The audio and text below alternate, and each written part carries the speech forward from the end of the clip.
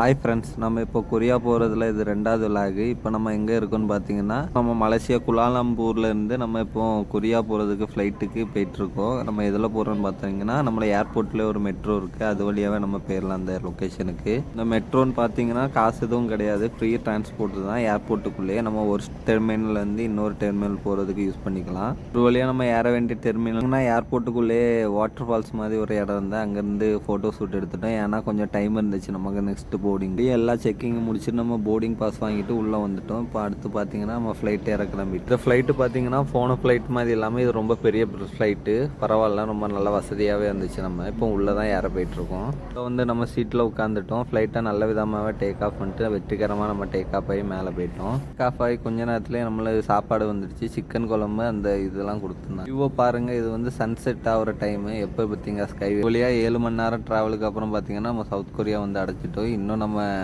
ரூமுக்கு போகல. இன்னும் ஒரு ஃப்ளைட் பார்த்துக்கிட்டிங்கன்னா நம்ம சவுத் கொரியா வந்து அடைஞ்சிட்டோம். இனிமேல் பார்த்தீங்கன்னா நம்ம இமிக்ரேஷன் பண்ணிட்டு உள்ளே போக வேண்டியதான் நம்ம வேலை.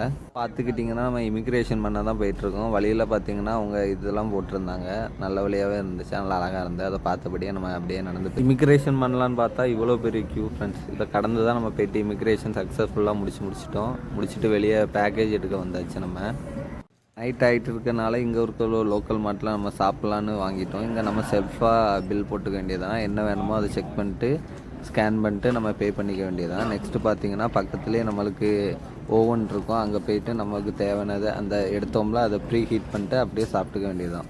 ஃபோனில் வச்சு நம்ம ப்ரீ ஹீட் பண்ணியாச்சு. இப்போ நம்ம ஒரு நல்ல இடமா பார்த்து உட்காந்து சாப்பிட வேண்டியதான். சாப்பிட்டு பார்த்தோம், டேஸ்ட்டு கொஞ்சம் நல்லாவே இருந்துச்சு. பரவாயில்ல, சாப்பிட்ற அளவு தான் இருந்துச்சு ஃப்ரெண்ட்ஸ்.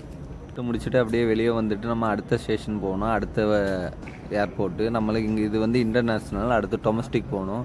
வெளியே போனால் செம குளிர். மறுபடியும் நம்ம சென்னையில் பார்த்தா அவ்வளோ வெயில் அடிக்குது. ஆனால் இங்கே குளிர்னு பார்த்தீங்கன்னா அவ்வளோ வாயிலேருந்து பேச வச்சோம் அவ்வளோ வருது ஃப்ரெண்ட்ஸ். போக பார்த்தாலே தெரியுது. அடுத்து தான் முரட்டுத்தனமான ஒரு சம்பவம் நடந்து நம்ம அந்த டொமஸ்டிக் ஏர்போர்ட் பண்ணிட்டா அங்கே க்ளோஸ்ன்னு சொல்லிட்டாங்க. ஸோ நம்மளால் உள்ளே போக முடியல. வெளியே சொன்னால் அவ்வளோ குளிர். என்ன பண்ணேன்னு தெரில. பக்கத்தில் ஸ்மோக்கிங் ஏரியா இருந்தால் அங்கேயே நாங்கள் தங்கிட்டோம்.